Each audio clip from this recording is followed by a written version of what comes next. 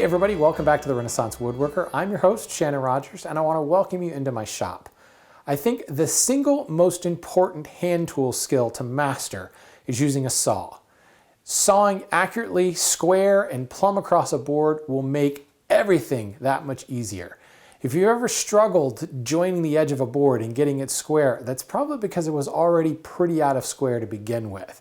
If you can make those rip cuts or those cross cuts nice and square to the board and plumb along the edge, everything's going to be a lot easier. Easier said than done, right? Being able to saw perfect, hey, that sounds nice, but what if you're already struggling with sawing? And I hear from people every day who are just having trouble getting that saw to follow a line. Or maybe they follow a line across the surface, but 9 times out of 10, they end up a little out of vertical. And I think that's probably one of the most common things. I think you can solve all of your sawing problems with one simple step. A step back, that is. Here is why your stance is so important. If the saw wants to cut straight, and I start cutting, and I don't have a tight grip on the saw, I'm not trying to force it through the wood here. I'm letting the saw do its work. But what happens is, your sawing arm falls into a natural swing. It adapts to the natural motion of the saw, straight across the board and straight up and down, the way the plate is tuned. If I let my arm swing freely, nothing in the way at all, I can saw this board square and plumb without even looking. In fact, I didn't even see I was at the end of my cut there. When I look down here, got a perfectly square board. And I'm perfectly plumb across the edge. It's no look sawing, really. Now I'm assuming a well-tuned saw here, whether it's a back saw or a hand saw. If the plate is crooked and the set is off, it's not gonna follow a straight line. This is the one time that I think you're allowed to blame the tool. If it's not well-tuned, it's not gonna cut straight no matter what you do. It's gonna pull one way or another. If that's the case, your saw needs to be tuned, and that's a topic for another video altogether. So when somebody approaches a cut at a bench hook like this, they will kind of square their shoulders to the bench. Well, look at what happens. My shoulders are square, and you see how the saw is coming in at an angle? Well, if I want to saw straight across this and I tweak my wrist in like that, now my wrist is almost at a right angle here. My elbow comes back off at an angle. My shoulder is not aligned. If the direction of the saw runs in this plane, there's no way I'm going to be able to saw. As I bring my arm back, it's going to twist the saw out, and you get this little kick out with your elbow. So maybe I'll turn my body a little bit, and now the saw can work straight across. If I were standing up perfectly straight, making this saw cut, that might work. But invariably, you end up kind of bending over, looking at your saw line. Sometimes you glance over the saw plate to see either side of it, and your body gets in the way. And with this squared shoulder technique, watch my elbow back here. See how right there, it's not in line.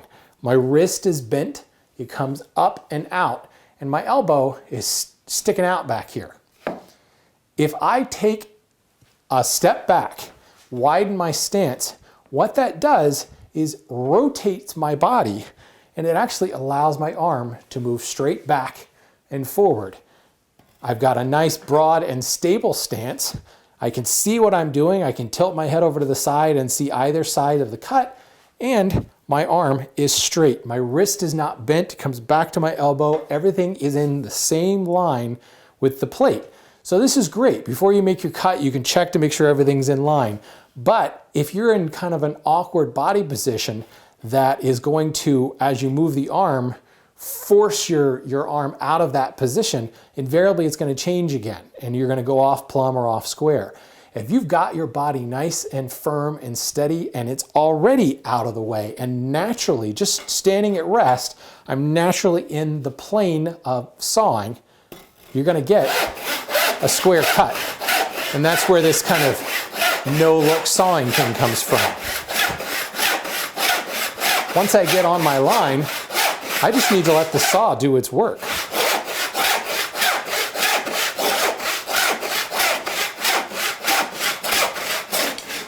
you can see, looking down dead on, everything is perfectly in line here. Now, I've got quite a few students that are also marksmen that have served in the military, and many of them have served in very prestigious marksmanship corps. I don't know if that's what it's called, but I've been told that there's a term out there called the natural point of aim. And the philosophy is, when you set up and just put your sights on target, if you've had to contort your body in all kinds of crazy positions in order to get there, invariably something is going to slip. Either you lose focus, or the recoil in setting it for the next shot is going to throw everything off. If your natural point of aim allows your body to be perfectly relaxed and in line with the target, then your natural point of rest is a perfect aim. Same thing happens with sawing. If you set up for this cut and you make sure you're right on your line and you've got your arm all straight and you're bending over in a weird position, you're kind of off balance, you're falling forward, that is going to slip and you're going to steady yourself in the cut and you end up out of alignment. What you want to do is align your arm, and without moving your arm, adjust your body, take that step back into a very stable and relaxed position to allow you to make that cut and just let the saw do its work. It is going to saw straight without you having to do anything.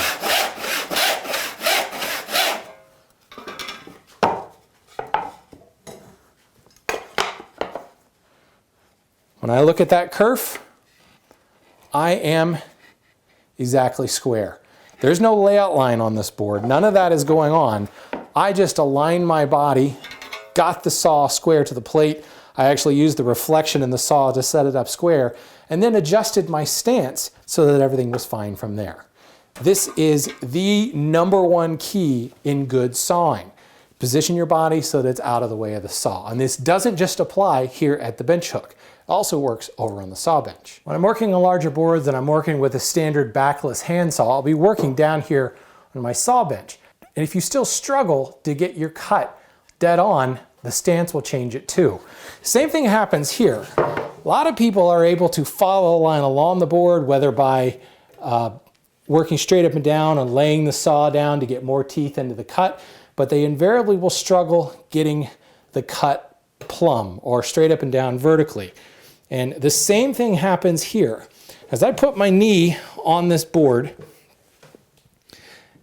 and I start sawing, a lot of times people will kind of rest back on their haunches. They're leaning back. My center of gravity is behind my knee. Well, what happens is that moves the bulk of my body behind my elbow. And as my arm comes up, you can see my elbow. Watch it kind of, I'm exaggerating here, but it kicks out. And look at my wrist. See how my wrist bends? Because my elbow has to move up and around my body. If I widen my stance, in this case, take a step forward with my standing leg, now my center of gravity is up over the cut and my elbow is already behind the mass of my body. And if you look at my wrist, it's not bending. It's staying in line. Sorry, I'm working with a shorter panel saw here. It's staying in line with the saw plate. And it's allowing me not only to track a line along the board, but it's staying perfectly plumb here.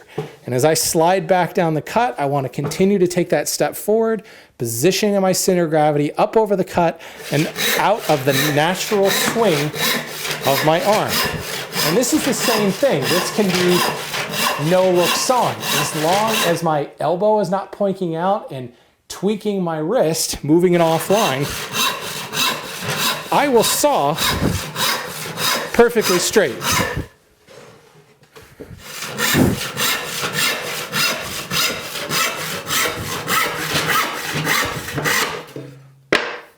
And I get a straight cut and what should be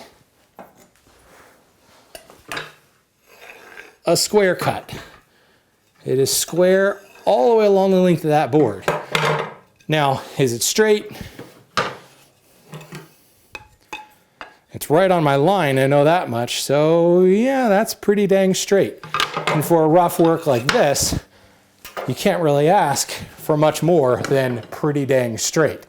I can now hit this with a joiner plane in probably 1 or 2 passes. It will be flat, and because I'm already square, the mass of the plane will rest square down on this. 1 or 2 passes and you've got a perfectly true, square, plumb, all that fun stuff edge.